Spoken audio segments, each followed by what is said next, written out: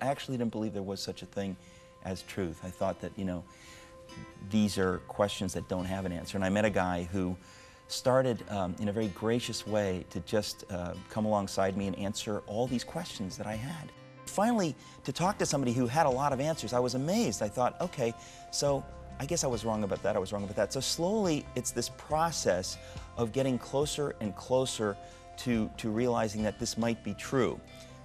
But then, something happened. And the thing that happened was, I had a dream. It was an amazing dream, sort of a mythic dream in which, without any question, God reveals himself to me as Jesus. It was a mind-blowing, one-off event. And I had no doubt in the dream that this was true, that Jesus was Lord, all this stuff that, you can't make up. And I woke up, and it was like, I joke around, I say it was like going to sleep single and waking up married. It was pretty dramatic. I mean, the next day, I knew that what I had sort of hoped was true. I had a peace and a joy which absolutely I had never had in my life.